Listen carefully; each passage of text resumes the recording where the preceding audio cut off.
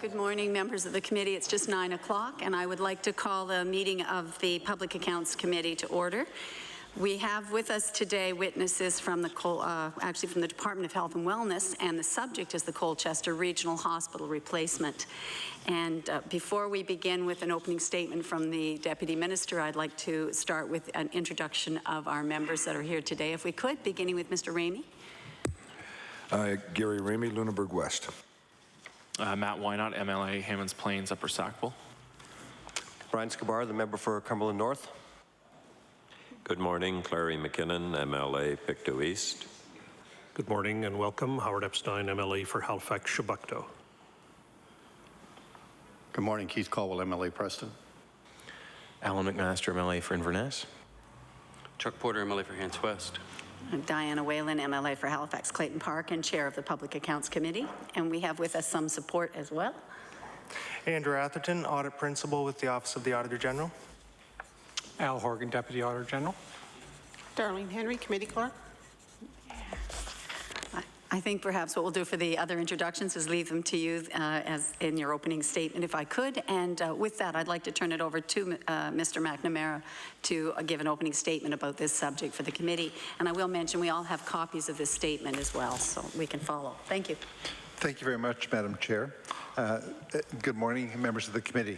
Accompanying me today is our Chief Financial Officer on my right, Linda Penny, and Brian Darrell, who's Director of Infrastructure Management with the Department of Health and Wellness. I welcome this opportunity to update you on the actions our department has taken since the Auditor General released his report in May.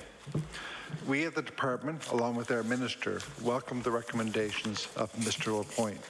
I can assure you all 14 recommendations have either been recommended or are underway. But first, allow me to provide some context for the replacement project of the Colchester Regional Hospital, which originally was approved in principle in 2003. The current Colchester Hospital is the oldest in Nova Scotia. There are two attached buildings. The back building was constructed in 1933, while the main building was constructed in 1965. So there's no question in anyone's mind that this hospital was old and needed replacement. As we explore some of the issues that emerged, I believe it would be helpful to review the milestones of funding. Initially, in June of 2003, the Colchester East Hants Health Authority received approval to spend $1 million in funding from the province to complete the master program, plan, functional program, and site selection process for a replacement hospital. 2 years later, in September of 2005, an order in council was issued in the amount of $78 million, representing the Department of Health's share of the total project cost.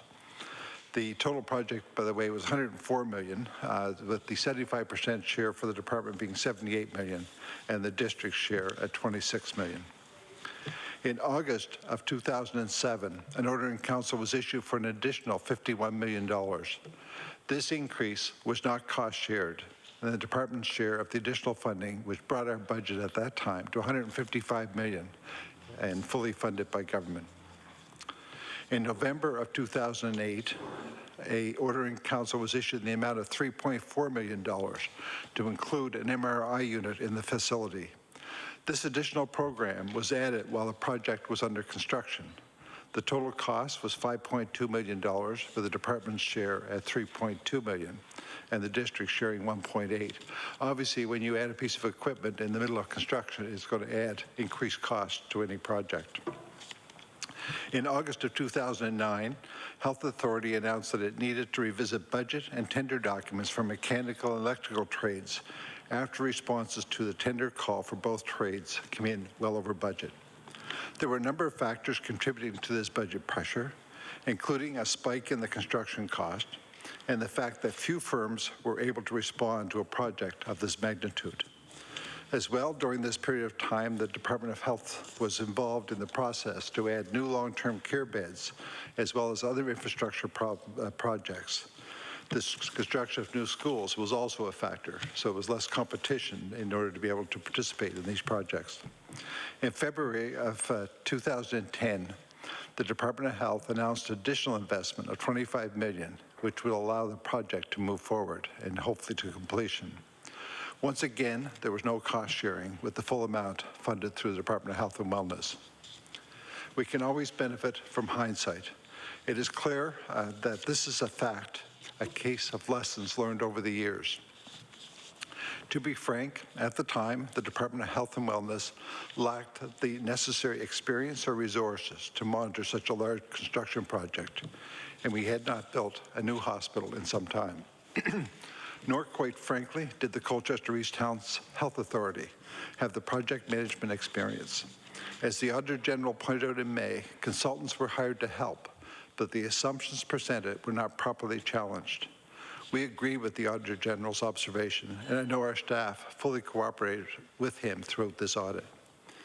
In fact, it was our current minister who asked that the Auditor General take a look at the escalating cost from 2005 to 2011. She wanted the project reviewed, and it had been helpful even as we began our work with the renovations to the hospital in New Glasgow in the upcoming years. Committee members, we are in a much better position today in 2011 to manage such a project with the help of the right expertise within government. As I previously stated, all 14 of the Auditor General's recommendations have already been implemented or in progress of being completed. For instance, we signed a memorandum of understanding between the Department of Health and Wellness and Transportation and Infrastructure Renewal to help oversee major infrastructure projects in the future. As well, in 2005, during the start of the project, there was only one engineer on staff at the department. Today, there are 6 engineers on staff. They cover the following engineering fields: civil, mechanical, industrial, and agricultural. And in fact, the agricultural engineer is probably one of the most experienced in construction. Our department now has a robust infrastructure management group that oversees all construction activities. We now ensure that accurate budgets are presented to Cabinet, and in the future will be given the scrutiny and the rigor they require. We at the Department of Health and Wellness work very closely with our colleagues in the district health authorities. We agreed with the Auditor General that there need to be more formal agreements from the onset of how a big facility should be, and that any changes to original project estimates will follow the change order processes. In a nutshell, the Auditors in Council do spell out where the projects went off course as far as costs go, and I am happy to advise that they were included in your package. At Health and Wellness, we are focusing on the future. We are closely monitoring the remaining construction of this replacement hospital. We have asked the DHA to recycle furniture as much as possible from their old facility. We are currently at industry standards and doing everything we can. We are watching this project very closely, and we are currently on budget. As I said at the outset, the reality is, however, we have not built a new hospital in this province in a very long time. We will make the best use of it for the residents of the Colchester County area and all Nova Scotians once it is completed in 2012. I now look forward to taking your questions. Thank you very much, Mr. McNamara. And with that, I will turn the floor over to Mr. Caldwell for the Liberal Caucus for the next 20 minutes. Mr. Caldwell. Thank you very much. The first question I want to ask is, why isn't the Health Authority here this morning? District Health Authority. I was invited. The Health Authority wasn't invited, so I guess that's up to the committee to invite who they wish. Yeah, it would have been very useful if we would have had them here as well to get the story from all sides on this very drastic issue. So I would suggest if in the future, if you would like the authority, invite them along with us, and be happy to ask them to comply with us. Okay. This budget in a nutshell is over by about $80 million. Is that correct? Over budget? That is correct. And I know when the budget first started, there was all kinds. You went through the orders in council here of the different dates and different times for the different processes that went through. And when it just seems like the whole project, the more I look at the doctors, the more I look at the numbers, the more I look at the description of Auditor General's report, the more it seems like it's very poorly handled, both by the past government and the present government. And indeed, at a time when we do need hospitals and there's waiting lists to get in for operating rooms, and a new hospital, I'm sure, would help alleviate that some. And I would just like to ask you some pretty direct questions about this. And the department had gone through several OICs, orders in council, and I've been sitting around the cabinet table and understand how they work. I mean, the deputy minister comes in usually and makes a presentation to cabinet, as the minister does, and tries to get approval for the funding for a project. But it seemed like as this went through, for instance, there's one thing here that when you went through and got an order in council to do, just see in my notes here, in 2008, the province agreed to an addition of a new MRI for the new hospital. Originally had planned new MRI, but was removed from the order in council in June 2007. So less than about a year later, they decided to put an MRI back in the hospital. And at that point, as you made a note in your statement, that there was an additional $5.2 million had to go into the project. And how much of that $5.2 million was additional construction costs? You talked about that to install this new MRI that had originally been planned and taken out again. Mr. McNamara. I can't give you an accurate cost on the increase, but I know that when you change the footprint of a facility after it's in place, that it has additional construction cost. I also want to go back to your remark that the present government has mishandled this. The present government, when it took this over, was when it was recognized that the budget was over budget, and that's when the minister asked that the Auditor General take a look at the project just after they came into government. The second thing, and since then, we've put controls in place to make sure that it doesn't get any worse than it had in the past. As relates to the MRI, as I understand it, the recommendation from staff was not to include an MRI. It was a decision of the government of the day. Okay. When you talk about the present government, well, the present government had stopped the process because of it. There was I believe, a $28 million over estimate or cost overrun because of some of the mechanical things that had to be done in the hospital. And indeed, it cost approximately $3.9 million to hold the project up for that time while they reviewed this. Is that correct? It would be approximately, there was an increase while it was being reviewed, but in order to take something that's not managed correctly and to find the right direction, you do need a bit of time to make sure you do the right thing on a go-forward basis. Yeah, and then in that process, I understand there was about $10 million worth of something taken out of the program to get the cost down, potentially down. Is that correct? There was asking to do mitigations where possible in order to reduce the construction costs. That is correct. So basically, it took $10 million out. It cost almost $4 million for the delay. And when the final tender came in, the original tender being $28 million, the final tender came in at $24 million. How does that save any money? But again, I'm talking about the due diligence of doing the project. When you come in as I had as a new deputy with a number of new staff, what you do is you make sure you do due diligence on a go-forward basis and trying to protect the taxpayer as much as possible. I mean, in a perfect world, if you had the time to do all the advanced homework, it would not have required that type of diligence to go back and review what was happening. Well, this project is now 2 years late. And you're telling me that you eliminated $10 million from the project.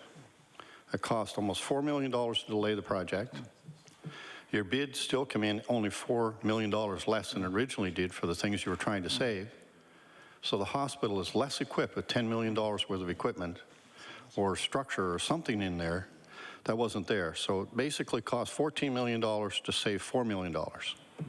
If this is what I'm reading and what you've told me, so how did that save any money? Okay. First, the hospital was not reduced in how it was built with the change in plans, but there was mitigations put in place to reduce the cost as much as possible.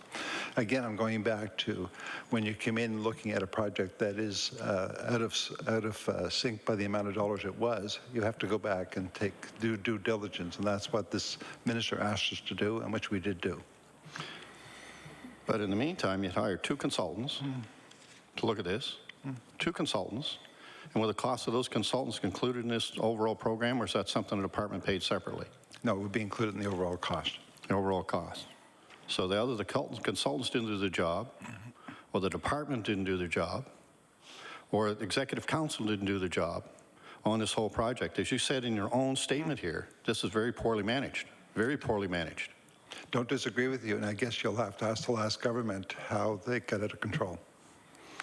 And the present government. I mean, the present government basically cost $14 million to save $4 million on the project.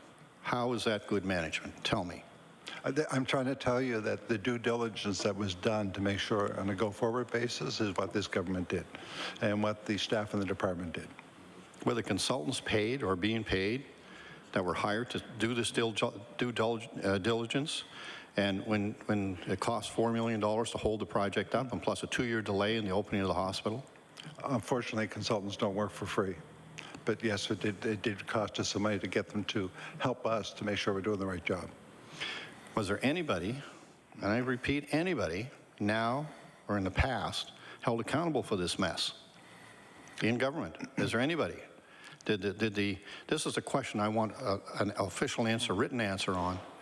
And I want to know if, I know in the past, I don't know if it's the case now, but in the past, there was bonuses paid to deputy ministers and senior members of government. Were those bonuses paid during this whole fiasco? All I can tell you, since I came in as deputy minister, I've had a 0% increase because that's the mandate of this government. And I can't speak for the past deputy. I don't know of any bonuses. Could you find that out and let us know to the committee? I can have a look. I'm not sure of any, but I can have a look. Okay. It just seems like here we are, we've got long wait times to get in hospitals. Emergency rooms are overloaded. A new hospital appeared to be needed. There was all kinds of difficulties. The Auditor General's picked out all kinds of things that have gone wrong with this thing. Even your own statement, you identified things that have gone wrong. My question again is, who's been held accountable for this? Well, again, I can't speak for the past. I know since this minister came in, I've been held accountable to make sure the project is going forward and is on budget, and we have maintained that. Well, how is the present government going to be accountable for and I get back to this again. We had a $28 million bid to finish the mechanical parts of this and electrical parts of this hospital. You cut $10 million out of it, $10 million out, cost $4 million to do that, to do the due diligence, and you still come in at $24 million, only $4 million less than original after $14 million cost. So how did that happen? Mr. Caldwell, can you repeat the question, and I'll see if Brian can try and explain the difference in your dollars for you. Would you mind repeating the question? Yeah. My question is, the present government it cost the present government probably $3.9 million to do due diligence on this that you already consultants have been hired to do. And because, and also that there was a bid put out for $28 million roughly to do the mechanical and electrical work. I understand that's what it was. And when it was all done, there was $10 million cut out of the budget of that $28 million. And the bid still come in at $24 million. You spent $14 million to save $4 million. How does that make any sense? And that's under the present government. Mr. Darrell, Thank you. The bid was structured such that when it actually went out, there were very few people who actually responded. The province would have been put in a position where we would have had one company actually just responding to it. And that doesn't leave you much room in terms of negotiation, in terms of actually the design that they bring forward, in terms of how they would actually provide the services. We wanted to actually review the design to make sure that it was the most efficient way of doing it. After all, it was being built to LEED standards, and there are some changes. There could be some question as to whether all the materials were required. So actually, it was revamped. It was redesigned, and so a good portion of that was actually spent in redesigning this in terms of bringing it to something that could be affordable, that we could actually get other people to bid on. And the end result was that we actually had multiple suppliers bidding on it. So yes, it did actually improve the services in that aspect. Am I answering your question? Not really. Okay. I understand that whole process you just went through. Okay. But how is it possible? I mean, I can understand you're one bidder, you're going to either negotiate very well with that bidder and say, look, this is too much money, we're over budget, and we can work with that. That's easy to do. You got to sit down and gone through with the engineers you have internally, or the DHA has, or the consultants that you hired, and how much this would change. The problem is, the whole thing was delayed, costing $3.9 million for the whole project. $3.9 million it cost the project. That's the information we have. Yeah. Then, when all this was tweaked, there was another $10 million in savings. But when the bid came back in for this exact work, it came in at $24 million, only $4 million under what the original bid was. So how did you save any money by doing all this, plus delaying the hospital for all this time? Mr. McNamara? Yeah, Mr. Caldwell, I think if the project had gone the way it was going, the cost wouldn't have been $28 million. It would have been a lot more. So what we did is mitigated the potential overall cost that the hospital could have come in at. Could you explain that in more detail? Sure. If we hadn't done the due diligence, if we hadn't gone back and did the redesign, if we hadn't taken the time to do it right and to put the accountabilities in place, then the $24 million estimate probably would have been a lot higher. Well, but you already had a $28 million bid, right? Why wasn't the due diligence done prior to that? I mean, on these big projects, and I've worked on these big projects, this stuff just doesn't come out of the air, and all of a sudden, you know, you're going to build a hospital and say to an electrical firm or a mechanical firm, do the wiring in here. That doesn't happen. You have to have a set of drawings. Did the architect do the work right? I mean, there's something desperately wrong with this whole situation. And when you look at the money that was spent, the delays, the additions of things, and taking costs out, and then putting them back in again, like the MRI was out, one OIC, order in council, and the next one it's in again. I mean, it's not acceptable. It's just not acceptable. So did the architect not design the building properly? Is that what's going on here? What happened? I don't disagree that it wasn't done correctly, and that's the reason that we took the time and the due diligence to try and bring it back on track, to try and ensure that the go forward could be completed within reasonable dollars for the taxpayer. I'm sure that if the expertise we had in place now and with using TIR, the outcome would have been totally different. And we do recognize there are issues. That's why we fixed them up to go forward. You know, as you go through this, who's been held accountable? I mean, this is $80 million over budget. Who has been held accountable? Anybody? Or is it just say, no, it's no problem, we'll just write a check and pay the $80 million? Has the architect been held accountable? Has staff in the department that evidently, as you said, you didn't have the proper staff at the time, have they been held accountable? Who's been held accountable for this? I mean, if this was an industry, it'd be a major shakeup going on here. A major shakeup, and it doesn't appear anybody's taking any responsibility. Just spend more taxpayers' money. Mr. Caldwell, you're taking things out of context. This government changed. Really. Just a minute. This government changed. When the government changed, they took accountability by making sure on a go-forward basis that the appropriate things were put in place to ensure it's done right. and also put in place for the future to ensure that projects do not get out of control and that appropriate budgeting is done, the appropriate individuals are in place with the expertise to be able to build a project. And as I said, we recently signed a memorandum with the Department of Transportation and Infrastructure Renewal so that they will be the lead for us on major projects. I can't speak for the accountability of the past government or the past deputy. Well, when you get a project like this far over budget, and the province is used to building buildings. I mean, you're building schools all the time and you're renovating all kinds of things on a regular basis. So I can't believe that you're here telling me that nobody's been held accountable for this. Nobody. So just spend $80 million extra, change what equipment you're going to put in, review it, stop it, spend an extra $4 million in a delay, come back with a $10 million less in the program, and then you end up paying almost the same amount of money for the original contracts. How are you saving any money? All the other contracts were let, was that correct, during this time? All the construction ones, all the major ones? So how did a $4 million delay in this thing save any money down the road? That this was the only contract that had to go to be finished? Well, my belief is by taking the time to do the redesign, to do it correctly, we saved it from escalating a lot higher. Where would it have escalated higher? By the fact that some of the things that were done differently in order to reduce the cost on a go-forward basis. If you had taken, let's extrapolate backwards. If you look at how the cost had ballooned from the original project, and you take that and extrapolate it, it would have been a lot higher than your $24 million. But you already had a bid for 28, so how could it be higher than 24? I mean, how can it be higher? I mean, I already had a bid on the table to do all this work.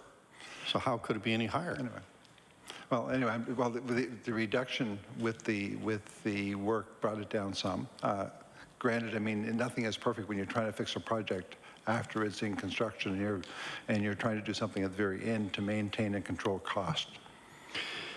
Did the same bidder that bid the $28 million finally get the job? No. Mr. Darrell? No. No, they did not. Did they rebid after that, or did they bid on this project as well? They rebid, but they did not get it. That's correct. Okay. How much higher was their bid than when they didn't get it? Oh, I don't know if I should give that information out. Okay, that's should be public information. Can I? Mr. Cole, what we'll do is we'll check if it can be given. We'll give it to you in a statement later. Okay, to the committee.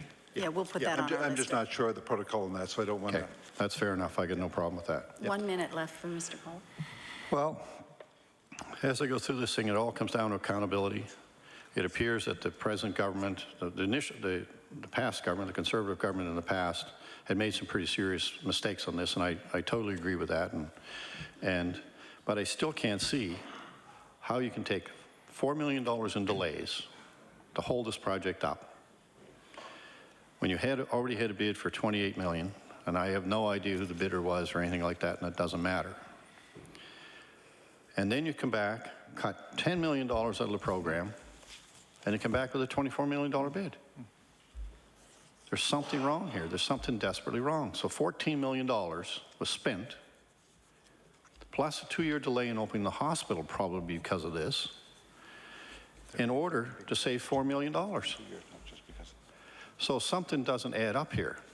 And you had consultants hired to do this, to look after this, look at the financial part of it, and consultants to look after the program to ensure that it was going correctly, and the past government did that. So when you look at all this thing, the question still remains. You know, we had one consultant to manage the program and one for cost savings. And you tell me these guys were paid, and after this $80 million was gone out of the system, and you spent $14 million to save $4 million. It just does not make any sense. Well, I can only speak for the time since this government committee on which I come in as deputy is when we're trying to do the due diligence to do it on a go-forward basis. Thank you. Your time has elapsed now, so I'll turn it over to Mr. McMaster. Thank you, Madam Chair. My first question, who did the original $104 million estimate? Mr. Darrell? Okay. That would have been prepared by the Nickerman Associates. And was that prepared for the department or was it prepared for the District Health Authority? That functional plan was actually prepared for the District Health Authority. Okay. Are we placing too much responsibility in the hands of district health authorities if they're going to construct a new hospital or expand an existing hospital, when an estimate is prepared for them and they're responsible to, I guess, critique that estimate and ensure that it makes sense? I'll defer. Mr. McNamara? Mr. McMaster, you're correct. I think that, as I mentioned in my remarks, it's been a long time since new hospitals have been built. The hospitals have expertise to run hospitals. They don't have expertise necessarily in doing construction, and that is why when we're going on a go-forward basis, we asked Transportation Infrastructure Renewal to assist to make sure we do it correctly, because we know that we need outside help. The other thing that you had mentioned in your opening remarks was that there were only 2 firms had responded to the tender for the construction of the hospital. And I guess the obvious thing that comes to mind, if you're doing a very large project, there's probably very few companies who can respond to that kind of a tender call. So couldn't the project have been broken up into smaller segments to help generate more responses, more competition, to ensure that the province is getting good value for money? Answer that. Mr. Darrell? Thank you. What you just stated was not quite correct, okay? The 2 firms that responded were for the mechanical and electrical component only. There are many components actually in the building of a hospital. Now, if you actually broke that up into smaller components, you run the question or the risk of one firm saying, I got here and it's the other firm's fault why those pipes were 2 inches off to the left or to the right, or that they used a different type of ductwork or something of that sort. And so you get into a case of he said, she said, you know, and then we spend the amount of money actually trying to solve out that particular part of where the parts actually join. To actually have one firm do it all the way through gives some sort of consistency to the project. What about, isn't there, and sorry, I wasn't sure my mic was on. It is on. And I respect that point. I mean, it's if you get too many cooks in the kitchen, you might not end up with a very good meal to eat. Correct. Isn't there some kind of accountability or ways that you can hold companies accountable for the work they do, so that if they do put the pipes in 2 inches at a place, and they have to, and I guess you run into then you run into timelines for a project. Exactly. So I guess and that's usually, I'm sorry, I cut you off. Oh no, I guess I was just thinking, isn't there some kind of protections in place, penalties that would discourage companies from varying from their requirements as based on what they responded to and the work they agreed to do? Yes, there are, but those things are usually resolved in court afterwards, and that doesn't do anybody any good. Okay, I respect that. And you had mentioned that the mechanical and electrical trade costs spiked. Would you say that they may have doubled in price? Because if we look at the cost of the original tender, and I know mechanical and electrical is only a portion of the cost to construct the hospital, but the cost seems to have doubled. Mechanical and electrical represent about 40% of the actual construction costs in a facility. When they actually spiked, it's largely due to just an absence of firms in the province that can actually compete on a project this size. When you actually put down your, I'm speaking too quickly. When you put down your bid bond on a subject of that, there's not many firms that can actually put down that amount of money to just as a deposit, you know, in terms of coming to the table to do this work. So yes, that scared a lot of firms away. As a result, we only had one firm, actually a local firm, that was able to come to the table on this. The others were all from out of province. And when they're coming in from out of province, it tends to push the price of the project up. May I ask who the firms were that replied to the tender? Okay. I'm trying to remember the exact firms now because that was a while, but We can supply them to the committee. yes, if you don't mind, I would rather do that. Yeah, we'll make that a request then. Thank you. When did the cost start to go up? Was it after they had won the tender to do the work? No, it was actually before. Okay. Okay. So I'm sorry, I'm going to ask you to repeat the exact question, make sure I understand what you said. Oh, I guess I was just trying to get an understanding of these costs represent about 40% of the cost of the project. Yes. They started to go up in price. did they go up in price after these companies won the tender? Oh, no, no. So it was agreed upon that they would do the work for a set price? The price, when we actually went out to tender, the prices we got back were higher than what was estimated. Okay, so you had no choice but to accept? Well, that's what the industry is telling you, what the going price is for that amount of work. That's what they're telling you. That was different from what our pre-tender estimates were, which had been completed quite a bit earlier. Sure. Were those numbers compared with other jurisdictions, with other current construction projects, maybe around the country or around North America? They were compared with other ones in Canada. Yes, they were. How did they compare? We were in, the prices that came back were in the ballpark of what we would have been paying if we were in Ontario. Now, there's a factor in there in terms of the location of the work that takes place, but yes, they were comparable. Okay, by like within 5% or 10% or? The exact amount I cannot give you, but it was very comparable in terms of what could be expected in Nova Scotia. Okay. In August 2009, and I guess that was around the timing of this, was that when those tenders came back in and you had the two responses and they were well above what was expected? It would have been in that time period, yes. Okay. So then the government of the day decided, which is the current government, decided to go along with those cost increases. Yes. Okay.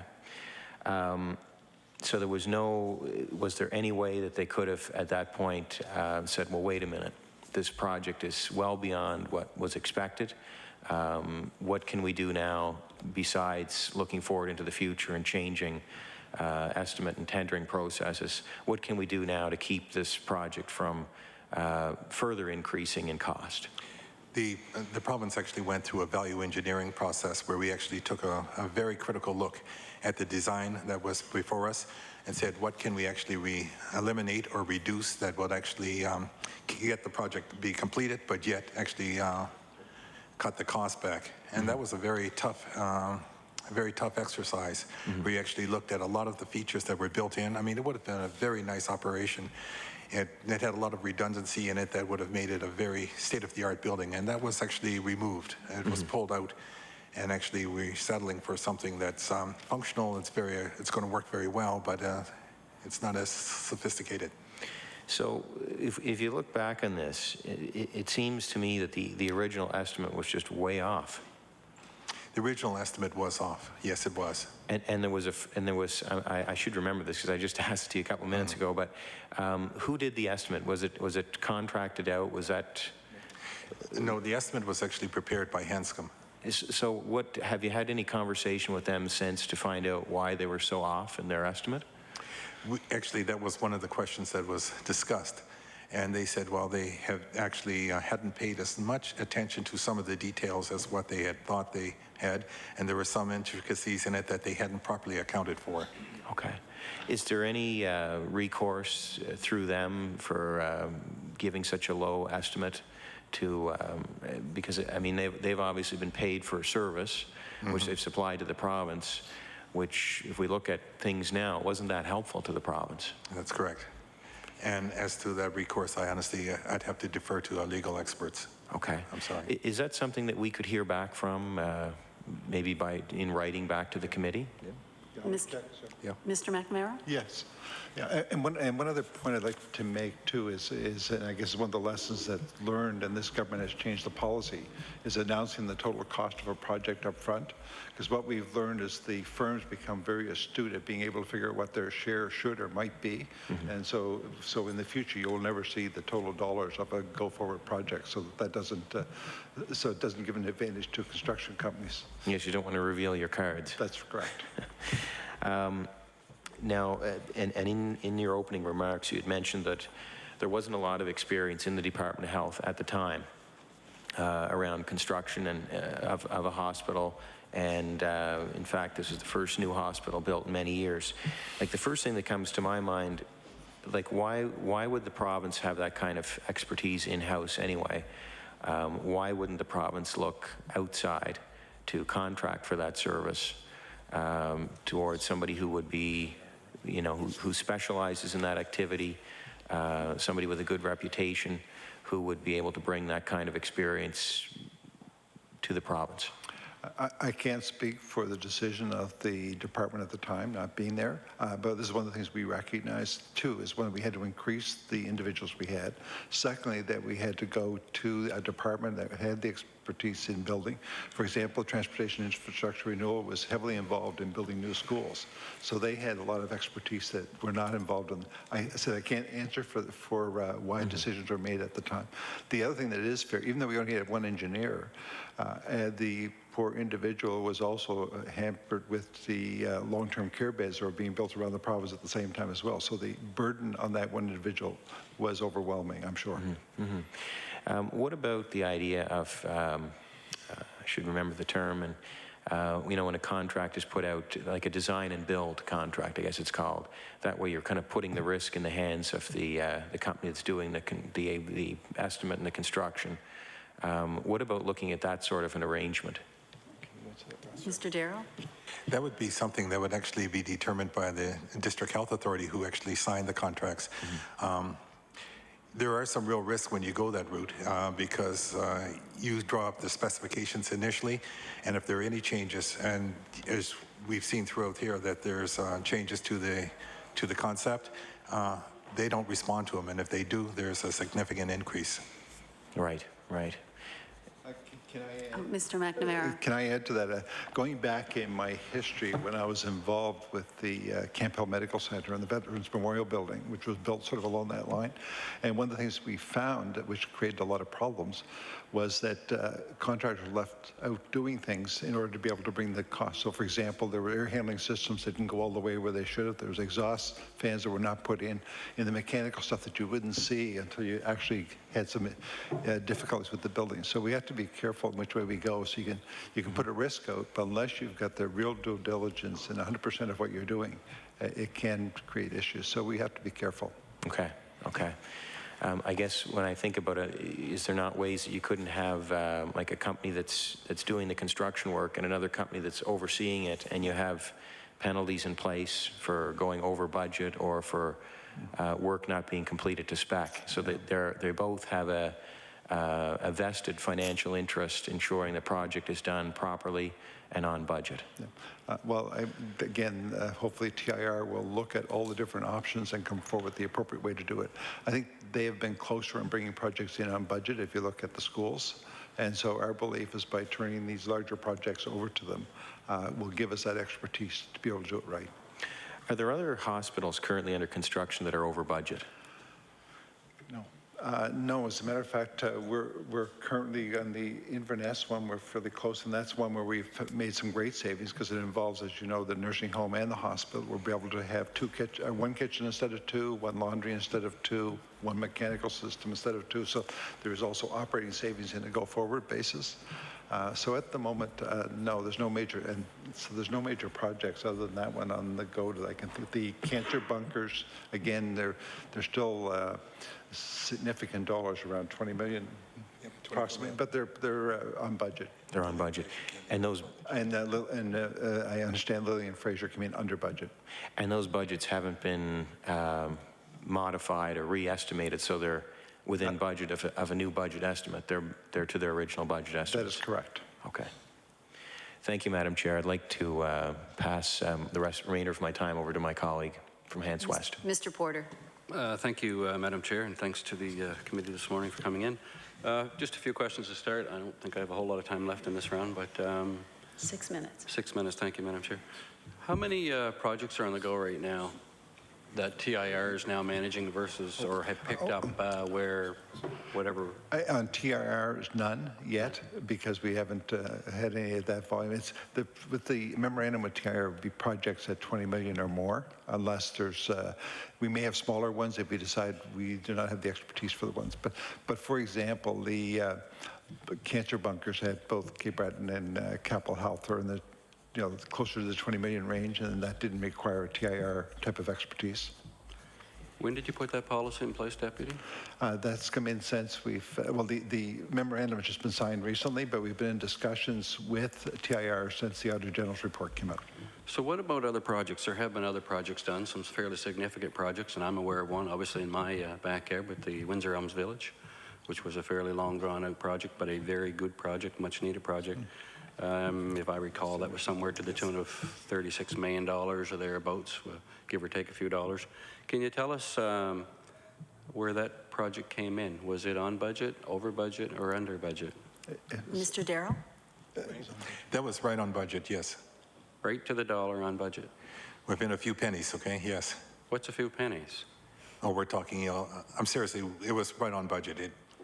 I can't say in terms of, 49 cents, but it was right on budget. Yeah, I understand that it was very close to budget.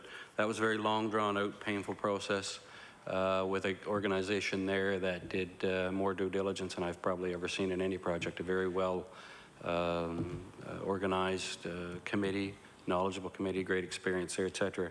That was a very Go ahead, that was sorry. a very sophisticated project too, in terms of using the geothermal heating in it, and that's what took quite a bit of time there, actually, the design of that system. So there was a lot of delay up front in terms of getting the mechanics of that right, but I'm sure that the people in that area are going to be very pleased with it. They are indeed very pleased with it, and it was very close to budget. I know that they worked hard to keep that on budget as well. So if that project had been, well, maybe I should ask this question. What is acceptable then? Now that project's already underway or well underway. Yes, there are delays, obviously, unfortunately, with regards to, we'll use that example of geothermal. We can understand that. It's pretty complicated. There were some changes needed to be made. But that project's underway. Are you going to say, Deputy, then that you would stop the project until it was able to meet a budget? And I'll just use that one project as an example and leave it on hold until we are able to fit in the figure that the government in advance says we're only going to spend $36 million, make it work, or it doesn't get finished. I want some clarity around that. Well, Mr. Porter is a good example of where you come in with the board to try and get extra money from the department to, and we kept holding the board's feet to the fire to the original budget, which did happen. And, I'm proud to say if it hadn't been for the department's push, I think it would have been over budget. Do you know what cuts were made, Deputy, in that project specifically to make that work? Or where they found the savings? I can't tell you exactly where they found, but what we did is kept going back to the board and holding their feet to the fire and saying you got to do due diligence to meet the original estimate. And the board did a good job there. What about other projects that are underway? Hants West School, maybe, as an example. I don't know if TIR had anything to do with that, but I guess probably given the memorandum of understanding recently being signed, that was a fairly big project, but it doesn't meet that $20 million. So just as an example, you wouldn't be involved in that as TIR anyway? I have no problems with health. I don't need the schools. Just totally. But I guess in general with the policy, I guess my question to you, Deputy, is does this policy specific to health, this memorandum? Yes, that is correct. So, Mr. Darrell, then with infrastructure management, are you only working then on behalf of the Department of Health and not government in general, or? Mr. Darrell. Thank you. Actually, I'm with the Department of Health. I'm not involved with TIR at all. So it's just specifically health-related projects. And that's where, okay, very good, thank you.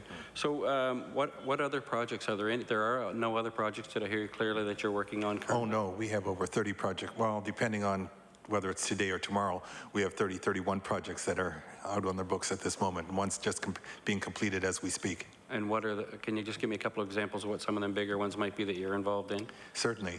We have the Inverness, well, Colchester, obviously. We have Inverness as well. We finished Lillian Fraser a little while ago. Am I free to go ahead and do so? Okay. We have the bunker project over in the Dixon building. We just finished one in Cape Breton, adding on to the hospital there. We have the ER expansion in Cape Breton that we did. We have a project on the go in Queens area, I should say, the revamp. We then get the primary health. Thank you. Primary health care center. Being caught off guard. Okay, in terms of spilling them all out. Perhaps we could get a list of all of the projects. Yeah, that would be fine, and I know my time is running short there, so that's just, how much time do I have left, Madam Chair? Or is 30 seconds. 30 seconds, I'll just defer that till the next round, that's fine. Thank you, Mr. Porter. And with that, we'll turn it over to Mr. Wynott for the NDP Caucus. You have 20 minutes. Thank you very much, Madam Chair, and thank you to the department for coming in today. As we all know, hospital improvements and hospital expansions and hospital builds are such an important piece of the system as a whole. and in particular for this, for the Colchester catchment area, it's certainly important. And you know, as the deputy well knows, the you know, in the area that I represent, the catchment area for the Cobequid Centre, when that new community care centre was opened, it was certainly valued, and I'm sure that when this, I know that when this facility opens up, it will be a gem in the community, that's for sure. So it's an important issue for all Nova Scotians. I just, I guess I'll start by asking, I don't know if it's a simple question or not, but when this government came in, when our government came into power in June 2009, the Minister MacDonald asked the Auditor General to take a look at this project. Can you explain why? Certainly. When she came into office, and one of the things that we were faced with was being a request for additional dollars. And she was concerned, looking at the original estimates to where it had gotten, and new dollars being asked for, why did this get out of control? So what can we do to ensure that for the future, this doesn't repeat? So she asked that and it was also supported by staff within the department as well, that we believed a review had to be done in order to ensure we can fix for the future. We can't fix the past, but we certainly can put new procedures in place to make sure we do the right thing as we go forward. So in regards to that, so how far along was the construction in June 2009? And at that point, sorry, I guess, and to further that, at that point in time, how much over budget was the project at that point? I think up to June of 2009, it was tracking to budget. And the project, a lot of the excavation had been done, the footings were in place, and the structural walls. So the early part of construction, it was not obviously at a point that some of the major work was done. One of the things about hospitals is that the most expensive part is what goes inside walls, because that's where your oxygen lines goes, your electrical wires, your computers, all of these things. So those are the hidden parts that we don't see, but they do add up in construction. Currently, if any project, if the Department of Health and Wellness decided to go out and build a hospital somewhere else in the province, would you include rates of inflation for that project? Yes, we would, and that's one of the things in talking about the appropriate budgeting on a go-forward basis. Now, the documents in the project were costed out. Inflation was mentioned, and it was identified as an issue to be added to the cost, but it wasn't factored in as actual figures. So what was happened is that I would say the cabinet of the day was aware that inflationary costs were going to take place, but the dollars were not sort of identified and estimated on a go-forward basis. But that is something in the new budgeting process would do the best of our ability to have that in there. Yeah, I guess that's the mismanagement of the former government in regards to a lot of projects, and I mean we can go back to previous Liberal governments as well. You know, in particular the P3 projects that we're left with now. So. I wanted to ask, you in your opening remarks mentioned about, in June 2003, you talked about $1 million that was set aside or approved for funding for kind of the functional program, the master program, all the rest of it. What entails that, what is entailed in that whole project, that whole piece of building of a new building? Well, basically what we're doing when we go to fund functional plans or the master plan up front is asking the district or whatever to develop a plan that will show what the project is going to look like, what their high estimate, what's going to be included in it. So, for example, we would have program staff review that and make sure these are the things that should be included in this district based on our knowledge of what is going around the province. Sometimes you look at it as saying, what are the needs and what are the wants? Because you have to sort of separate those over time. Like often when we're looking at new projects, we want to put everything into it. And so there has to be looking at the affordability at the end of the day. So it does set out for us the plan of where the district wants to go in developing a new facility. Okay. You also mentioned in your opening remarks about August 2007, there was an order in council for an additional 51 million. Why the increase at that point? Brian, could you answer that? The 51 million. Mr. McNamara, are you going to take that question? That's information I don't have at my fingertips, but so I have to. But I can get that information for the committee. Okay, thank you.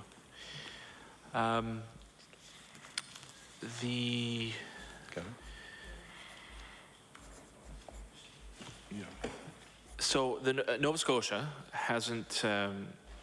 Nova Scotia really hasn't built a hospital this size. Nova Scotia hasn't built a hospital this size in quite a long time. So did the DHA, the board, the department have the expertise to oversee it? Now, I know you mentioned before that you didn't. Now, I find it interesting that the process that, or I guess the memorandum that you've signed with TIR is, I would assume it's very similar to the one that TIR holds with the Department of Education around the building of new schools. Can you talk a little bit about that, and is there similarities in that process and how the hospitals will now be built? Yeah, there are some similarities in the memorandum, and we had talked to education as well as talking to TRI and developing the memorandum. And as I said, we recognize that we do not have the expertise in the department to build big projects, and particularly when you're building them at so few and far between. The second thing is that we, as I mentioned, the staff in DHAs are better at running hospitals than building them. So we have to recognize that they're once in a lifetime for a particular organization, unless you can hire the right project management. For small projects, definitely they have the correct staff.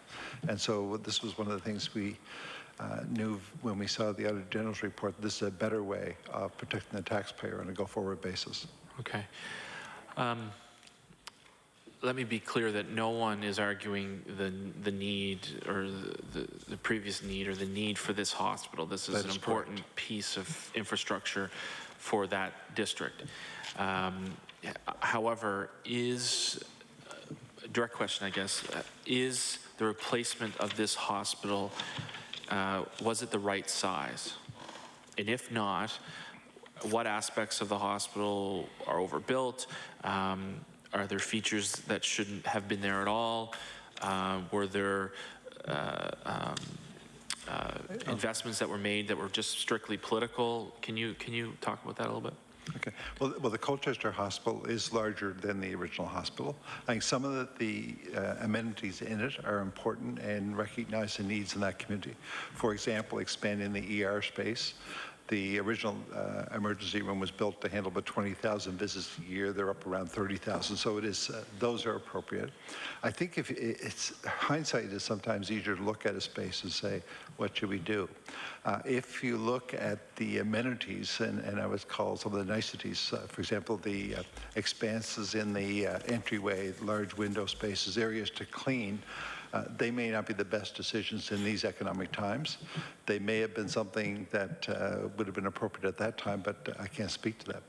But I think in terms of some of the spaces that will be required to be cleaned, these type of things may cost some extra operating dollars that would be unnecessary. But some of the other changes would be when you build a new facility and you build for example, 2-bedrooms versus some of the 4-bed wards, which are the past. That does change your size, which is appropriate. Your operating rooms are built to a different standard, so there is the increase in size there that are appropriate. So there's a lot of it is right, and it is the right thing to do.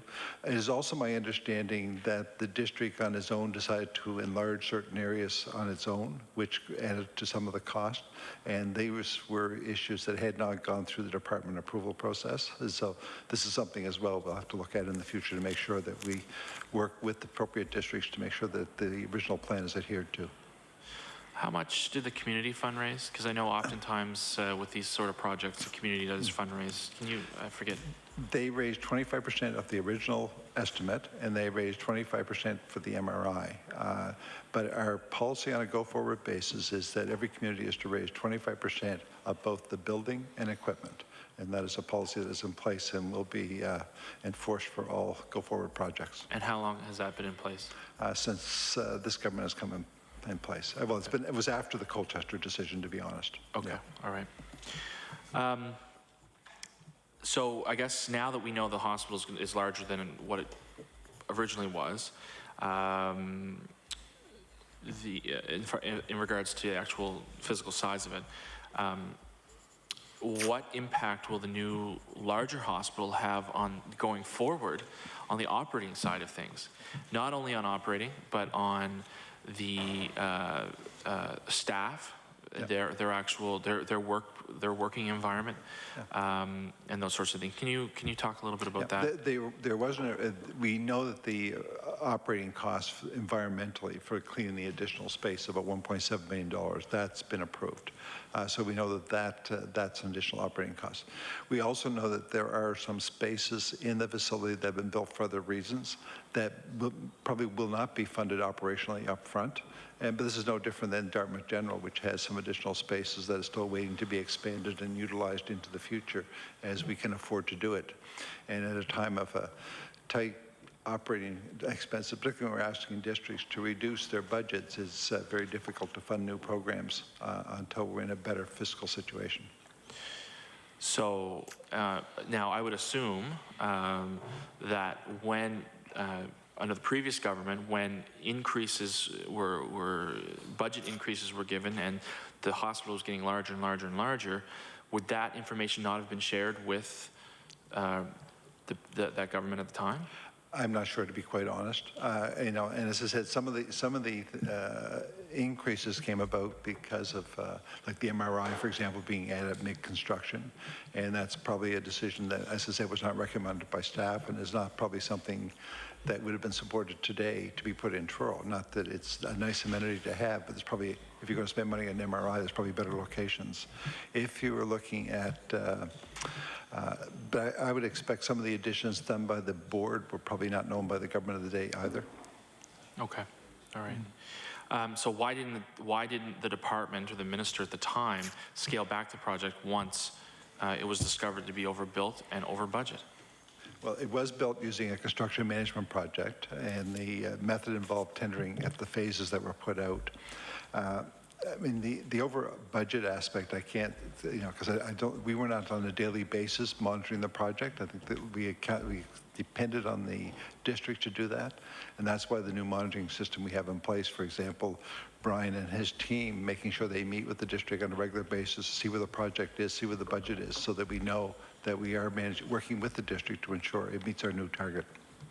Thank you very much, Madam Chair. And obviously that this project was a good example of mismanagement by the Conservatives under the previous government. So I'll pass things over to my good friend from Pictou East. Yes, Mr. McKinnon. Thank you very much, Madam Chair. I just want to get something clear here. It's my understanding that soon after the current government came to power, the projection was that this project was in fact going to be about $70 million over budget.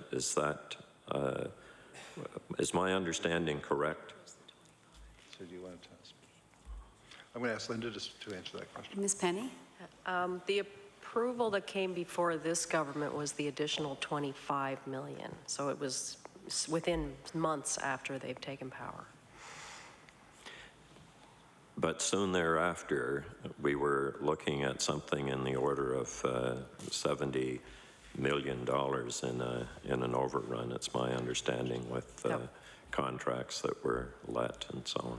Yeah, that was previous to that time. There were actually 4 ordering councils for this project. The original 104 for the total. There was a subsequent one for. I should be wearing my glasses, 51 million, which was in 2008. There was the MRI, which was in total 5.2 million. And then in 2010 was the 24,375 or 25 million. So that was the one that this government approved. Thank you very much for that. On a go-forward basis, I guess that's what we really have to be concerned about now. And I'm looking at the Pictou County Health Authority, where an expenditure was put in the last budget, and also it was mentioned in the speech from the throne as well. And we're looking at something that may be under $20 million for changes to the ER there, and also the pharmacy and some other associated changes. How do we ensure that that's going to come in on a projection? Because the municipalities in this case, and two very good foundations, have come up with the 25%, unlike the situation in Colchester County. The 25% is there. I can speak to that. They have put, I guess, a dry run on what they think a 25% is. We don't know the total cost of the project. And so when the project finally goes out, they will know what the real 25% that we may be asking them to put on the table.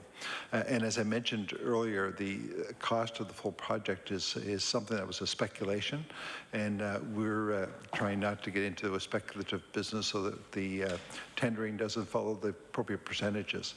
The other thing is what the project will look like will depend on the plan that is now being worked on. And we know, for example, the key thing is working on the emergency department, and that's because we know that that needs work for flow and being able to look after the patients appropriately in Pictou. The pharmacy is a second issue, and we'll have to decide when we see what all the plans that come in and the prices there, whether we can afford the full project. Can we, Mr. Wynot alluded to the 25%. Can we come up with the actual amount that did come through the DHA, the District Health Authority there in Colchester County? It was considerably less than the 25% in the end, which is a concern to other units. And I'm very, very pleased to hear that the 25% will in fact be enforced in the future. Mm-hmm. The total contribution from the community was $27,300,000. Thank you very much. I think those were the two questions that I have. How much time do I have? You have about 3 minutes left. Okay. I'm going to share with Mr. Epstein. Mr. Epstein, please. Thank you, and thank you, Deputy, and your staff for your presentation. After the experience of the department and the comments of the Auditor General, it sounds as if the department has accepted those suggestions for change by the Auditor General and have put them in place. And key to that seems to be the involvement of TRI. But I'm hoping, I'm still left a little unclear about the respective roles of transportation, the Department of Health, and the District Health Authorities when it comes to capital projects. So I'm hoping for a little more clarity about that. Can we start with TIR? And I wonder if we can start with the Department of Transportation and what their role is going to be on these projects that are of a capital value more than $20 million. Will they be involved in the design of the projects? Will they review the cost estimates? Will they be superintending the bidding process? Will they be generating shadow bids? Will they be superintending or advising on the construction as it goes ahead? What exactly will they be doing? Okay. Mr. McNamara, there's a minute, so maybe you could just start with that piece of it. Okay, I can give you a piece of it, and we can also file a copy of the document at a later time if that would be helpful. The main thing that TIR will do is they will provide estimates of cost and cash flows for the large capital project. They will give us the estimate of the completion and occupancy dates. They'll provide rationale to the department for the estimates of cost, completion, and schedules. They'll identify any implications or alternatives, particularly if the budget is insufficient in their mind. They will provide updated project and financial information to the department on a regular basis. They'll provide detailed accounting of expenditures and recoveries for large capital projects no later than 60 days after each month end. They'll maintain the official record of the project budget forecast, and they'll also oversee the project. So if there are change orders that are generated, they'll be involved in reviewing those? Is that one of the things you said? That is correct. Okay. Then I think I'm perhaps just at the end of my time. I'll get back to the other roles of the other players when I get another chance. Thank you. Okay. Thank you, Mr. Epstein. For the last round of questioning, we have 16 minutes. We have no committee business today, so I'll turn it to Mr. Caldwell to begin. Thank you. First question I have is for the Auditor General, the representative from the Auditor General Department. Wouldn't it have been wise today to have someone here from the DHA to talk about this as well, based on the audit that you did? And Yeah, Alan? Well, the DHA was definitely played a role in both the construction of the project and was also a key subject of our audit. I believe, as to whom the committee would care to, pose questions is really a decision of the committee. thank you. And also, the Auditor General again, during the original estimate, any consideration for inflation was taken out of the original estimate, which was one of the problems, that it appeared to be, at least I believe it was around $8 million. And by removing that, with that not being accounted, and when the province did its books for that year, would that show if indeed it was $8 million in the inflationary consideration for the overall budget? Wouldn't that make the budget look like it's, and the overall books of the province make it look like they were $8 million better off than they actually were? Can you address that? Mr. Atherton, did you want to try that? We may have to have a request for information as well. But I think that it clearly understated, as we've said in our report, it understated the initial commitment that the province had made for the project by excluding that amount that everybody should have realized would be necessary. So it's certainly, to the extent that that project was understated, it would impact the books of the province accordingly. That's what I thought. Mr. McNamara, you keep saying you're not responsible for the past, and I have a problem with that. And I know you didn't make the decisions at the time, but the department did and went through the thing, and you're ultimately responsible to the province, as the minister is, and you're responsible to the minister, and the minister is responsible to cabinet and to the people. If you're not responsible, the cabinet's probably not responsible. Who is? As I stated to you, the minister holds me accountable from the day I took this position on a go-forward basis, and that's why we're putting processes in place to make sure that we do the project with due diligence on a go-forward basis. Asking me who is accountable for what, I think there's if you're looking for blame, I think there's a lot of blame to share between the non-expertise that was in the department in the past, the non-expertise in the DHA, with some of the decisions that were made by cabinet. And so I think it's a shared responsibility for the past. And what recourse have you to take against people that in the past have done this? Have they been held accountable at all, or just sort of say, okay, it's $80 million, who cares? I haven't figured out a way to be able to chastise a cabinet. In other words, you're saying the cabinet's the one that should take the responsibility. That's what you just said. That's what I said. Interesting. Well, I think the whole system is a mess, and it sure shows this. I mean, and I can't understand it. This province has been around for over 250 years, and we still haven't got it right to build a hospital and keep it on budget. Something's wrong with that whole picture. Really, really wrong. I mean, we're building 30 or 31 projects right now, and we can't build a hospital. I would bet you, I'm just guessing, and I don't know, but I would bet you some of those other projects are going to be over budget too. Well, I disagree, because we are really doing the due diligence to keep them on a tight schedule and to keep on top of what is happening. Okay, so you're saying officially now that there'll be no more overspending on any of these projects you get underway? We're doing our very best to keep, I mean, I can't guarantee 100%, but I believe we'll be very close. I'm glad to hear that. And if it's not, you're going to hold somebody responsible? I'm accountable. Okay. And what recourse do you have against yourself? I'm sorry, I didn't hear that. What recourse do you have against yourself? There's always another job. Okay. And we did talk about the late inflation factor not being considered. Now, am I correct in saying that was approximately $8 million that added to part of the $80 million that was over when the original contract was put in place? Yeah, somewhere in that area, Mr. Cowell. I can't give you the exact figure right off. But as I said, the inflation was mentioned by staff in the document, but it wasn't calculated out, and that's one of the things for the future we got to make sure is there. Yes, I think it's quite important. If it's a small little project you're doing, you know, a small one is insignificant, but one this size is very significant. Agree.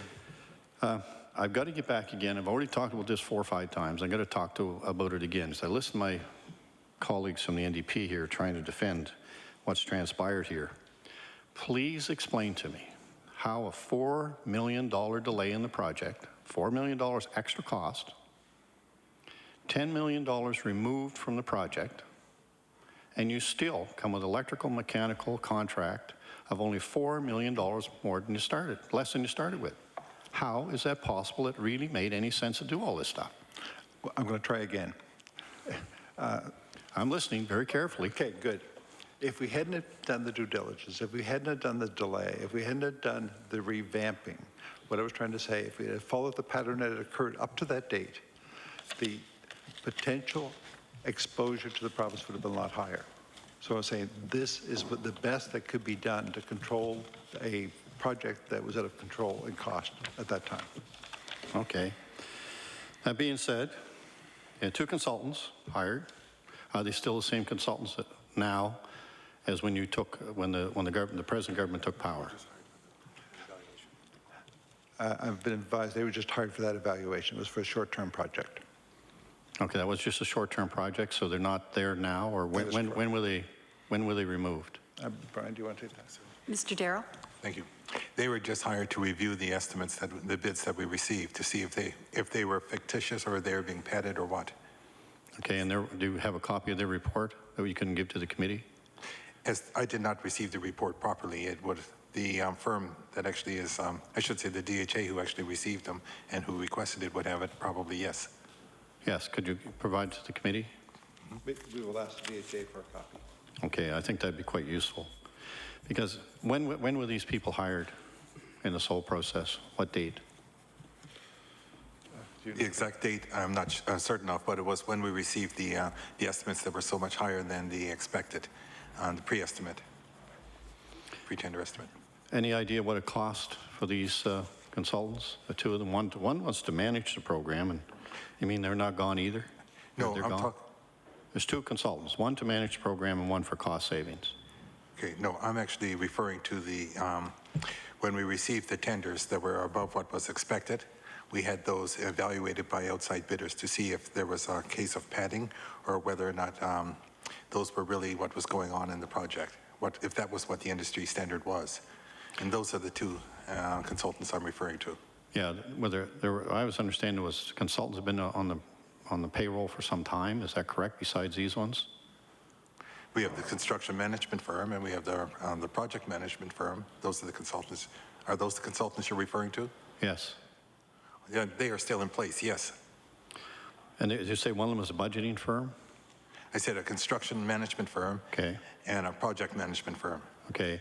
And the construction management group would be just to oversee the construction, make sure that's done properly? Okay. Yes, the construction management firm is actually the one that's on site on a daily basis who supervises the project. There's over 300 tradespeople on that site at any given time at this moment, and that's a very large big site. The construction management firm ensures that the people who are putting down the flooring are doing it at the right sequence, and they're not in the way of the people who are trying to paint the walls or hang the ductwork or the electricians. They're the ones who actually manage the project, the construction of it. The project manager is also more engaged in the actual budgeting of it, whether or not these change orders coming in are realistic. Are we actually staying on schedule? Are we actually getting the work done? Is it being done to the right quality? Are the warranties being applied at the right time? Yes, they're still in place as well. We couldn't actually function without those, and that's typical of any large project, yes.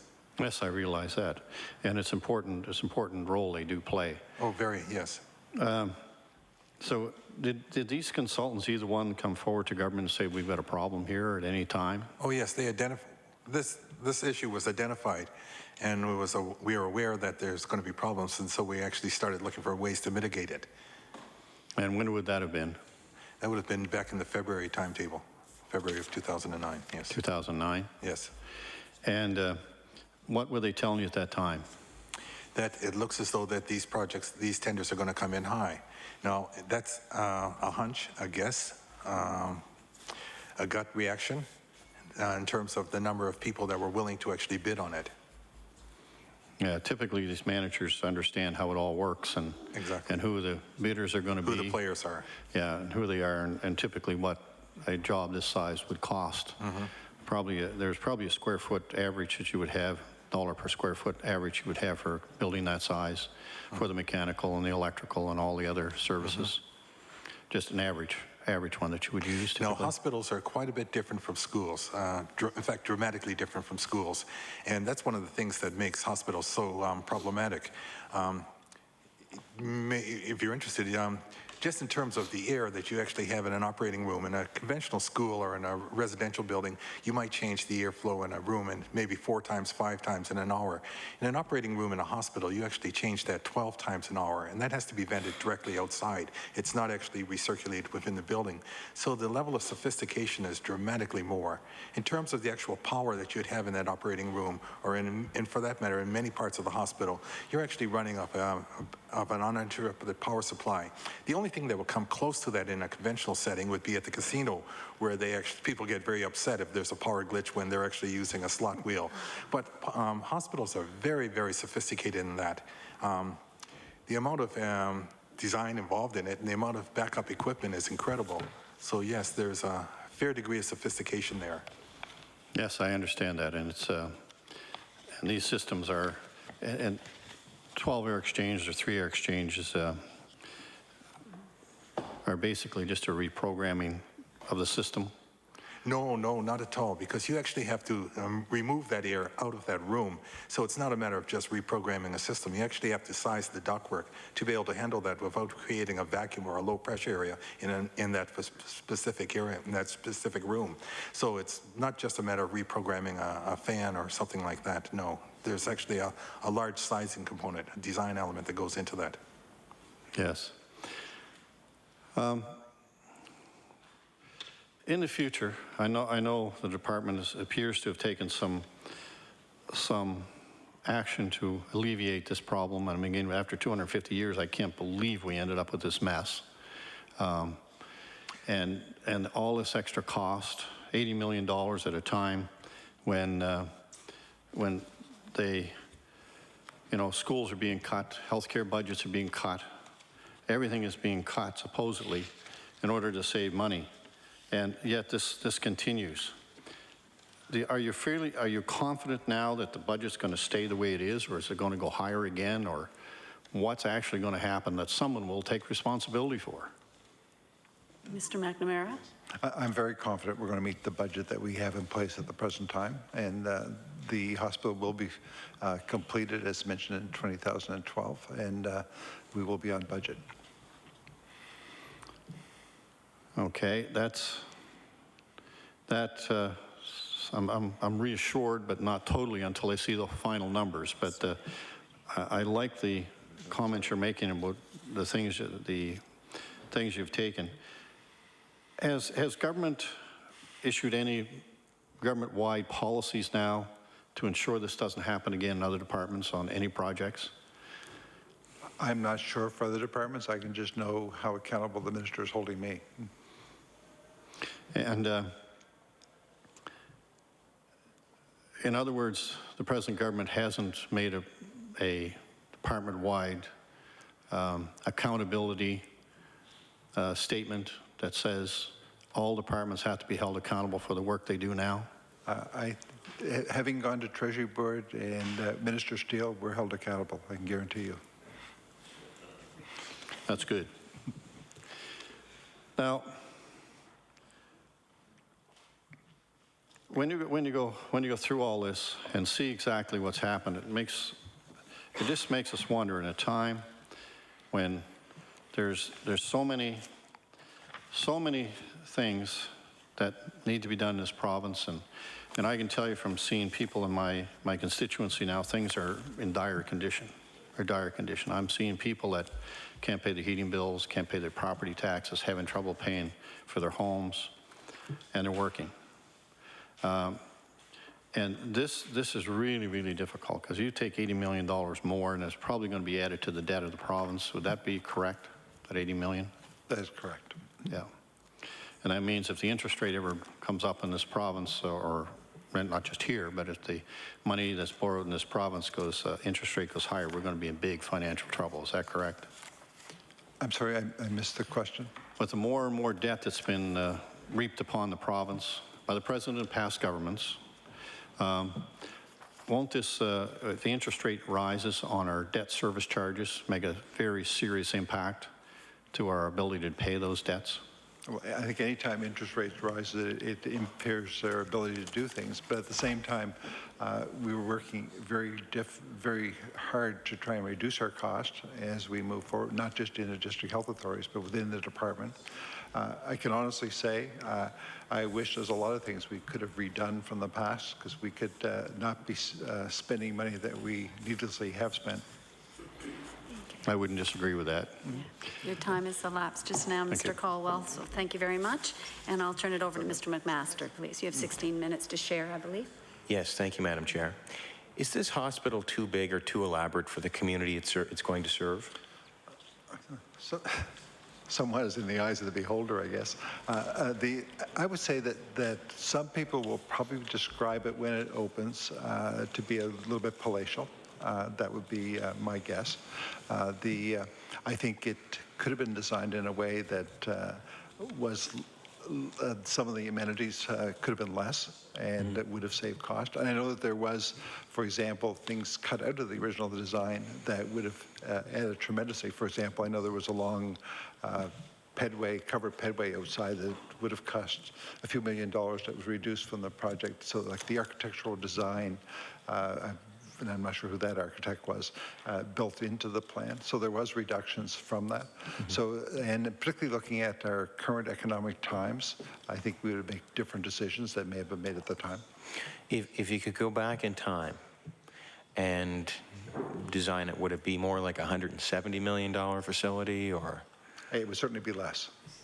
I can't give you, I'm not an estimator, so I'm not going to. Would it be back to 100, or would it be? I can't give you a dollar amount. I just know it would be less than the full cost. How about 150? Those are pretty wide-ranging numbers. And I guess the point I'm trying to make is, I'm sure the local people, and I'm sure the current local MLA is pleased with the state of the hospital. I guess the point I'm trying to make is that I think the original estimate was way off. Perhaps the final bill is more than it should be, but somewhere in between maybe lies where it should have been. Yeah. And I think that's what I was trying to say, Mr. McMaster. There's a lot of issues that contribute to this, a lot of parties that contributed. It's very difficult to say one individual or group was totally accountable for what happened. Okay, thank you. I'm going to turn it over to my colleague. Thank you, and just a few questions. So just with regards to the new memorandum and your new, I'm going to call it pricing policy, I guess for lack of a better term, it seems to make sense. So in going out, you're going to have a process by where experts or design artists or something are doing all of the final designs, they're costing it, they're putting a price tag on it, and you're basically going to say to the organization coming to the table, here's the price tag, take it or leave it and build it. And I guess with that, and you can clarify for me, there must be a factor built in there, I guess, for cost overrun or whatever buffer or whatever's in there. I'm just kind of looking at what those percentages are by way of the, I guess, the buffer over and on top of what you're, everybody's got a firm price when they're buying or selling. Yeah. What's the buffer that you're willing to look at? There's always an amount that's set aside for contingencies that can come about in any project. For example, you can start a project and find out there's an environmental problem in the ground that you weren't aware of. you can find that there's a supply shortage you weren't aware of. So you have to build some contingency into any budgeting. We still will be relying on the expertise of external architects and designers in order to do that. What TIR will bring to the table is the oversight expertise that will allow us to make sure we do it right. Okay, thank you for that. I guess just two things on that then, Deputy. One is, what is that factor then, that buffer zone? Is it 10%, 20%, 5%? And wouldn't that be a general cost across the board with regards to projects in your budgeting process? Yeah, my understanding is the contingency is like typically a 20% contingency, but we also have to look at where the project is in the province. We know, for example, that if you're building something in Cape North, that the cost of getting it done is much higher than you're building it in Halifax because of transportation. Companies charge for the time from wherever their local site is to the construction site, so you have to build these things in as well. Thank you, and I want to move to a couple other things, and just with regards to DHAs, obviously they've got a multitude of different ways of doing business. We have 9. I've made clear in the past that I don't agree. 9 is too many. I don't know why we're not looking at that. How much difference is there in them? What does it cost to run a DHA? There's, they have very... I guess, sorry, I'll clarify it maybe and make it easy for you.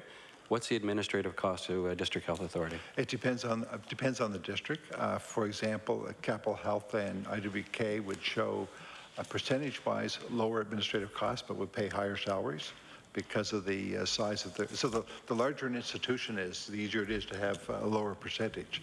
If you look at Cumberland, which is probably our smallest district, percentage of administrative cost is higher, but yet their salaries are similar to what are paid in 7 districts. So 7 of them, the amount that's paid per vice president is roughly the same. And IWK and Capital Health would be the 2 that would be outliers in terms of the dollars. Some of the districts have been reducing their overhead. For example, South Shore has reduced a VP, same as happened in Pictou. So the districts are looking at how they reduce their cost. One of the other things, just on that, as we're working through a number of issues, for example, the RFP that's out there looking at some of the services that we can do on a joint basis will lead eventually to reducing administration cost as well. The other problem with healthcare administration cost is that it includes things that you would not be called typical administration. For example, infection control is considered an administration cost. Patient safety is considered an administration cost. They're really not, in my opinion, administration, but it's how it's defined in the healthcare numbers and codes that are used Canada-wide for comparison. What's the, just on that then, maybe there's a couple examples. Obviously, there's some differences, so we have a different, I guess, belief, or you're, if I heard you correctly, based on responsibility is how you're paid. So. I guess another inequity, a CEO is not a CEO, is a CEO, regardless of where you are. Again, we're doing business different. What is the cost of Capital District Health then for administration? I don't have that on the top of my head, but I know their salaries are all published on their website, and we've asked all districts to do the same so that it is open and accountable. And just on that, of the administration, and as you've just described it, it takes in some things that most people would not think are perhaps administrative responsibilities or duties. Who are doing those jobs? Do we have doctors and nurses sitting in some of these administrative jobs, Deputy? Definitely. For example, a vice president of medicine is a doctor, obviously. Most clinical leads are a nurse. Infection control usually is a nurse. The patient safety is usually a nurse or a nursing training, not all, but it's so you need the appropriate background to be able to give the leadership in order to move some of the districts forward. The districts are working very hard together to look at how we can reduce some of our administrative costs province-wide. And if we go back to when the government came in, the administrative cost has reduced in this province from what it was to closer to or almost to the national average from being above it. What about procurement now? I remember back from my days as a paramedic on the street, we would leave Windsor maybe and take a patient to Truro. We would have to exchange all of our IV equipment out because they weren't using the same gear. Are we still procuring per district the way we did in those days? Are we moving towards something new? Where are we with that? We've moved.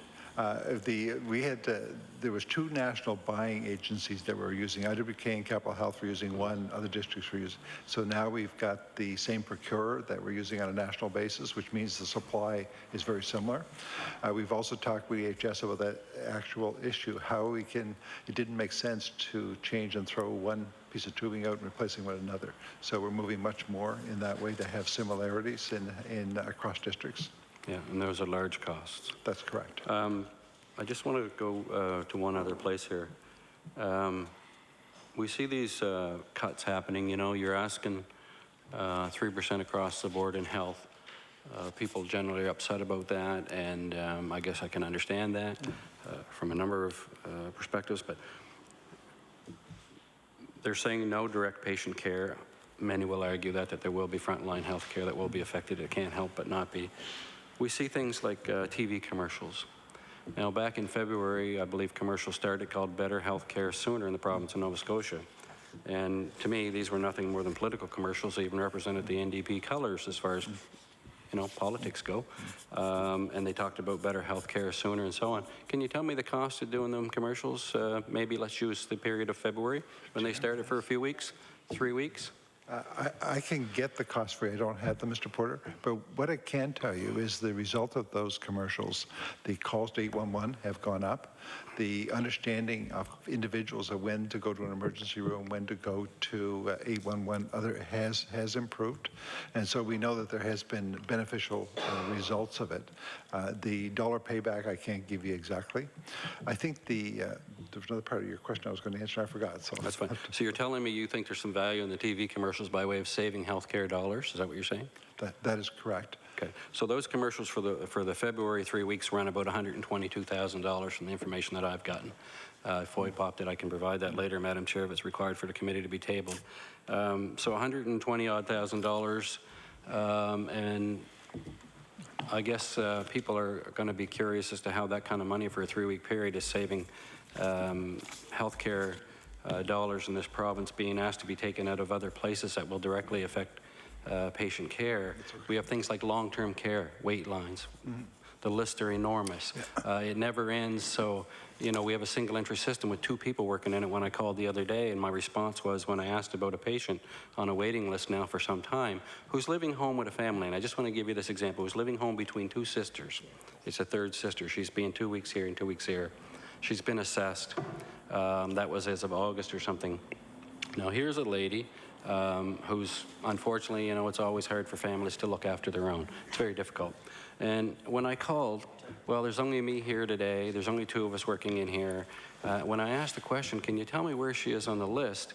No. Can you tell me what, and they were working on, she gave me a date of, she came in at August something, let's say August the 20th as the date. What date are you working on right now? I haven't got a clue. How is that possible? And where does, you know, you think about all these cuts to healthcare spending, how can you justify $122,000 for 3 weeks of spending when we can't get people who are waiting for long-term care out of places like Unit 500 and so on and so forth? And also to go along with that, we have beds in nursing homes that we know are open for days and days and days at a time while we wait for this single entry to get done. It's all reflective, I guess, is what I'm asking. So how do you justify I'm glad you raised that question about beds being open days and days, and that's something we're trying to fix. The unfortunate part is contracts were signed in the past that allowed for that to happen. I can go back to my days many years ago when I used to be an administrator of a long-term care facility when I had color in my hair. And at that time, for example, I didn't get paid for a bed unless there was a patient in it. It has been changed to a whole new policy through the last couple of administrations. So we're trying to bring it back to get that in place, that if there's no patient in, you don't get paid. There's no incentive for a long-term care facility to take a patient. That's one of our issues. The second thing, I just want to answer your other part of your question. You talk about patient care being impacted. One of the things we have to do is take our time to look at appropriate patient care. We are doing inappropriate patient care in many cases that we have to get rid of. And that's the stuff that will save the money, that will make a difference. We know we're doing surgeries in the wrong places in this province in the wrong way. We know that we're doing tests we shouldn't be doing. We know, so these are things that haven't been tackled and will be tackled over the next while as we deal with this. should be interesting telling people that they can't have surgeries or certain tests as we go forward, and based on a government's perspective that they don't deserve to have this done or that done. It's based on best evidence, or not It'll what be the interesting government to see thinks. where that goes. As I said, the long-term care waits, and you know, you talk about previous contracts being signed. Well, the government's quick to step up and say, well, we've done this and we've done that and we've made these changes. I don't know why you wouldn't be putting in place then changes that if you felt were cost-saving measures immediately. Are you saying that you can't negotiate with whomever it is that we're referring to here, long-term care facilities? I am. That is correct. Those contracts were signed and approved by the cabinet of the day.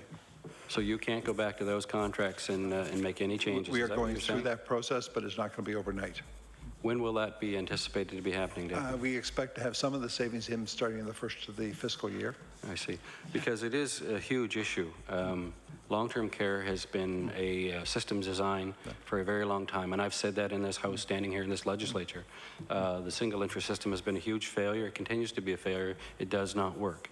People are waiting way too long at home. There are expectations and there are cases, and I don't disagree with some of your comments by way of things have to be reviewed to see how best methods, best policies might be to get people placed, and numerous other things. Yeah. But it is truly and continues to be a system failure by way of the single interest system. It does not work in this province. The integration of long-term care to district health authorities will occur very shortly. This is something that started, I think, when Premier Ham was here, and we'll be bringing that to a conclusion in the next month. It's been a tremendous amount of work to get there, which will improve what you're talking about, because there'll be more direct contact between DHAs and the local long-term facilities rather than doing it on a provincial basis. So will that be done through the DHAs when it comes to negotiating contracts? And I'll just use my own area, Dykeland. Will that be a province-wide policy? The money part will still remain with the province, but the actual transition of patients will be between the DHAs and the local long-term care facilities, which means it's closer to home to be able to look at placement and to be able to look at needs. So that's something that is, I think, is extremely important to patients. The other thing, as I said, is we can move to change some of the contracts, change some of the ways that we provide. We can use those empty beds in a different. And the third thing, as I've been publicly talking about, we got to put more resources into home care and help people stay in their own homes rather than our love affair with institutions. Thank you. That is the end of the time for the Conservative Party. I'm going to turn it to Mr. Epstein, and maybe we'll come back to this question of the hospital. Yes. In fact, the questioning got wildly off topic. It was fairly clear. I want to assure members that the government has no problem defending what it's done in the last 2 years in trying to clean up the messes in the Department of Health that we inherited from the previous government. The line of questioning I was pursuing, it was on topic, but I was asked by my colleague from Lunenburg West if he might ask a question first. So if I can pass it to him, I will before I resume my questioning. Mr. Ramey? Thank you very much, Madam Chair, and thank you, Mr. Epstein, and thank you all for coming. When you're near the end of the question period, I guess you have listened to most of the debate, so it helps you formulate maybe your questions a little better. I do applaud you, Deputy Minister, and your colleagues for the significant amount of work that you've accomplished already, and certainly in implementing the recommendations made by the Auditor General's Department and many other things that you've done. And also, I'm led to believe that patience and tolerance must be one of the main qualities that a deputy minister has, particularly if you have to answer the same question about 15 times or something. But in any event, to put my colleague from Preston at ease here, regarding the debt too, I should mention that, you know, we've made the first payment on the debt in 26 years or so, so we're trying to look after that aspect of it too. But my question goes back to my colleague Mr. Caldwell's question. I just want to put the final spin on this, and the question kept being asked to you, and so I'll ask it now. The question was being put to you about spending money on the due diligence to try to figure out what was going wrong so that we wouldn't end up spending, you know, perhaps millions of dollars going in the wrong direction, but try to get that straightened out. And I think Mr. Caldwell's point went to the fact that, you know, it looked like 28. Yes, Mr. Caldwell. Just point of order, the honourable member is not allowed to mention a person's name in this room. I think at the committee it is all right because we call people by their names as we call them here. I'll remember that, thank you. Thank you. Yes, Mr. Ramey, I'm sorry for the interruption. Well, I'd be perfectly willing to call him something else, but I'll go with Mr. Caldwell then. In any event, my point, if I may continue, may I continue, Madam Chair? Yes, you certainly may, yes. Thank you. My point was, or that I was trying to make, was that there seemed to be some confusion about this 28 million, 24 million, and how do we end up saving 4 million. My understanding of it, and correct me if I'm wrong, please, was that had we not done the due diligence, it's very possible that the cost overrun could have been significant in many millions of dollars. So by doing it, we reined that in and probably saved a fair amount of money for the province and the taxpayer. Am I correct in that, or am I incorrect in that? Your summary is much better than how I said it. So that's correct. That is the correct that is spin correct. On it?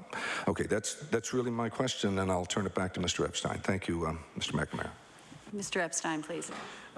Thank you. The Deputy, when we left off, I was inviting you to clarify the respective roles of the main players, the Department of Transportation and Infrastructure Renewal, the Department of Health itself, and the district health authorities. Just to finish up on Transportation and Infrastructure Renewal, I think I heard you say that there was an MOU, and is it possible for you to file a copy of that with the committee at some point? Yes, I will file it. That's fine. So we'd be able to have a look at that. Thank you. So then let's look at the Department of Health and the district health authorities. Who gets to decide whether there are going to be major renovations or a rebuild of a hospital as between the district health authorities and the department? Can you explain the respective roles of the two entities? I'll try and follow it through. The first request would come normally from a district health authority to the department. The department would take that and it would come in through to Mr. Darrell's shop. He would send it out to the different functional areas in the department to review it, whether it was mental health, acute care, and say, does this make sense? If that all came together, then we would put something together that would then go to the minister. If the minister supported, then we would take it to Treasury Board and say, is this a project that you're willing to support on a go-forward basis? If that happens, then we go back and start doing all the work. Then again, it goes through the same process over and over again. But it's really going through a process that the final decision obviously is going to be cabinets. Right. So the DHA may have a request to make, but because it has no independent taxing powers of its own, the financial decision is made by the Department of Health in conjunction with the rest of government. That's basically right. Yeah, there are some smaller projects, though, that a DHA may do because they get funding from their foundation or their auxiliaries. And obviously, we're not going to interfere unless there's operating costs. If there's operating costs, they still have to come back through the department to make sure what's the impact. Okay, that's nice and clear. So there is a process that we do follow. Okay, that's clear. But our main focus here, of course, then becomes the initiation of the project once it's been approved financially by the central provincial government, and who's in charge and who gets to make what decisions, and who, as between the DHAs and the Department of Health, gets to set the specs, gets to call for proposals, gets to review them. Can you explain again, or explain for us, which entity has responsibility for what function? Okay, the issues would come forward, or from the district health authority. So that's obviously where the first plan is to start. If I go back to the memorandum and I talked about what TIR would do, what the department would do is they would provide the functional program plan to TIR to work on. This would allow for the input to the schematic plans that have to be developed. We would also, as a department, approve the cost estimates because it's a department still responsibility of the day of funding the project through the budgets that we have. We'd also be involved in all the engineering and the values that are going on there. We'd be part of the project team because in other words, we still need to know what is happening from a departmental point. We still manage to improve all aspects of the site infection control programs because that's something that's extremely important to health. We'd assess and approve implications of the completion date, and particularly if there's any issues with that. We'd approve any alterations because we don't want somebody outside the department being involved in doing that. We would be involved in, of course, making payments and all change orders if they're there. We would be involved in the status reports. We'd also be heavily involved in site selection because that can have impact as well. And so by design, putting forward the functional plan in the TIR would consult with us, engage in the design team. So that'd be part of the work that they would do. They would develop the detailed design documents with the architects or engineers or others that are involved, and they would tender the construction project for us and oversee that part of it. And we would determine the specifications for all the medical equipment, because that's important with the DHA. Obviously be involved with the supplier and the sourcing of equipment. We'd oversee the installation and warranty aspects of the equipment, because that's still something we have to do on a go-forward basis.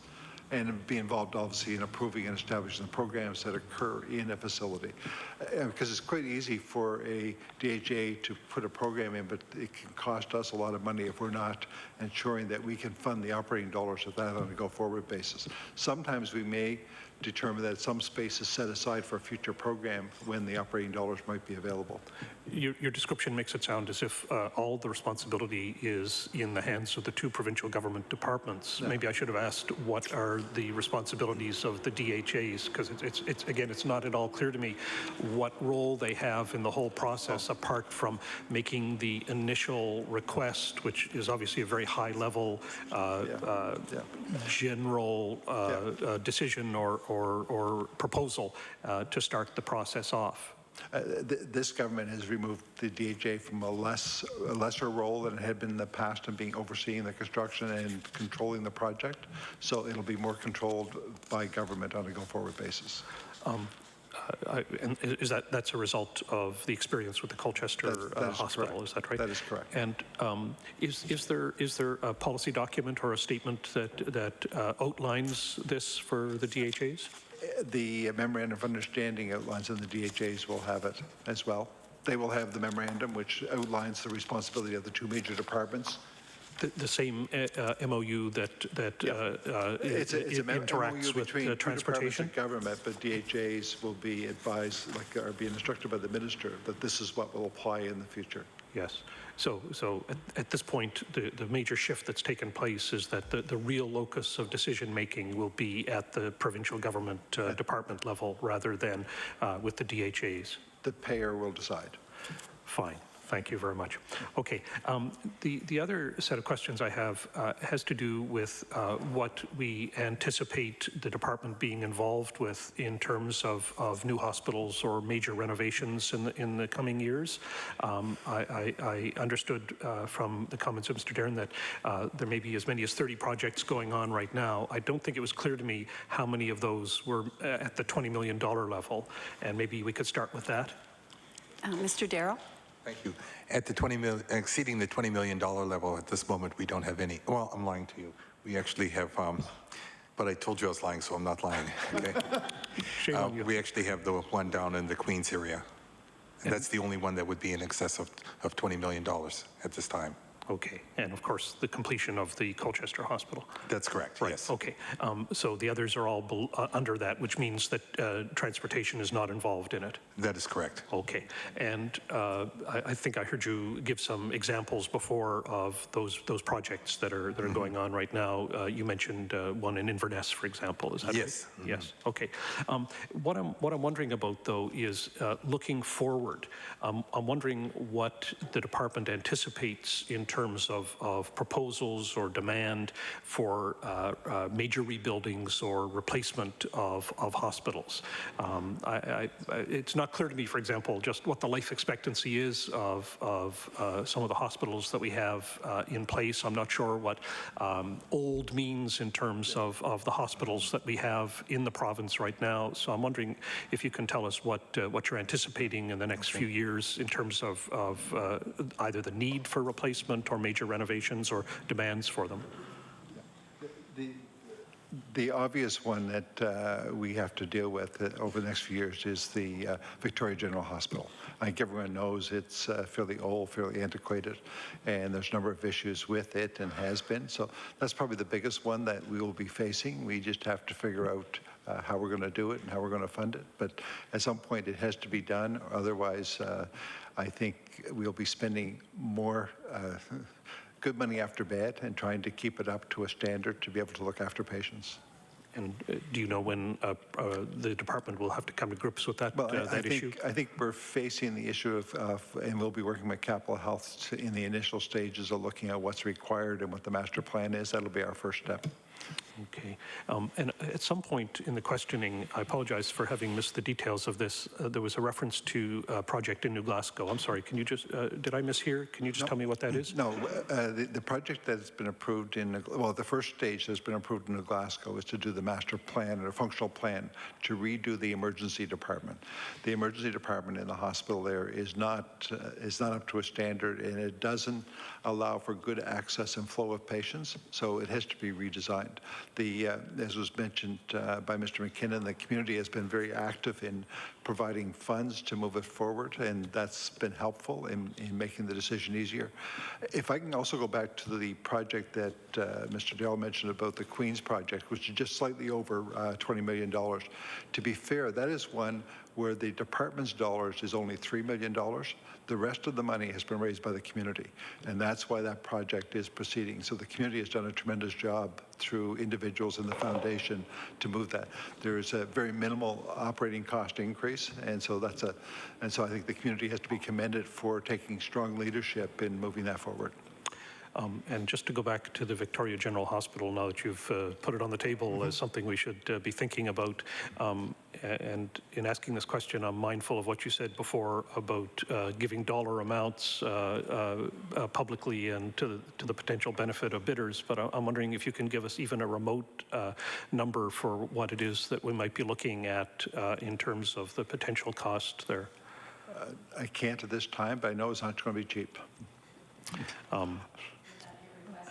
I don't know that I would provide that anyway because of the public information. Yes, I'm really asking in terms of order of magnitude. I'm assuming we're not talking 10 or 20 or 30 million dollars, but that we're talking hundreds of millions of dollars. Correct. Would that be fair to say? That is fair to say. Okay, thank you. That's really all. And thank you. No more questions. Thank you. That's pretty well the time. There's about 20 seconds at most. Thank you very much, Mr. Epstein.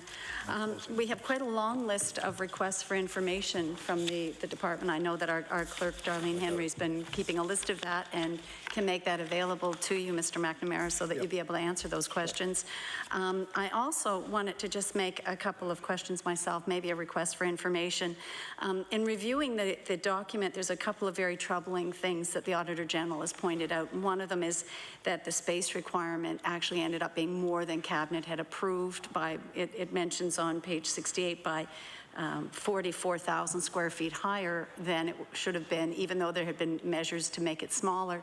It seems to me that's really a lack of respect for the Cabinet approval they've been given, and something went wrong to allow that. So I wonder if in writing you could talk a bit about the maybe liberties that were taken that went beyond the Order in Council that had been given authority. I think that's somewhat what the committee had been asking today about, but we didn't talk about space in particular. Yeah, I referenced that when I said that the district had done some things on its own. You did. Yes. You did, and I just think it is an important question for us to look at. Sure. Our job here is to try and look at what the Auditor General has signaled and to try and take it a step further and to just ensure that there's a level of respect for the processes that are in place. I think we're a province with good processes in place. We just have to make sure that everybody follows them and abides by it.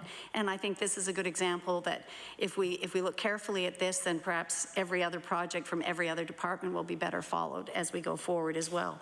So I would like to ask if you could just give us something in writing about that. And also the fact that the inflation factor was taken out of the original estimate really was manipulative, even though it said in the documents to Cabinet, we were told that the Cabinet was told there was no inflation factor. So I wonder if you could just give us an answer in writing later about whether or not staff at the Department of Health were involved in changing the estimates that would have gone to Cabinet, because the document the Auditor General gives us says that it was the DHA and Department of Health that took out contingencies and took out inflation factors. And I think we need to have a look at that. And if you could provide that in writing, that will go to all members. Okay. Is that fine? Thank you. And with that, if you have any final comments. Just a couple. I'd like to thank you for the opportunity to address this important issue. I hope that our answers will reassure you, and particularly the public, that as we move forward, any money being invested is being more carefully monitored. The audit of the regional hospital in Colchester reminds us that every dollar spent in these fiscal times must withstand the scrutiny of the public. And like you, we want to see proper oversight of major projects, and I do believe we have those in place. I also believe the new agreement we have signed with Transportation Infrastructure Renewal will be a major benefit as we move forward. No one wants to see another infrastructure project go so far over the projection, and we have put measures in place to prevent that from happening. I also want to say that although I talked about expertise, there was a lot of good people involved in these projects and a lot of good people with good intentions, regardless of what the outcome may have happened. We also have to remember the people in Colchester East Hants are eager to have their new hospital open soon and should expect the very best care. Thank you very much. Yeah, thank you very much, Mr. McNamara, and we really do appreciate the comments you've given us that are directly telling us where you're going in the future and how you're going to improve this. So thank you very much. And with that, if we can have a motion to adjourn. Thank you very much. We're finished right on time.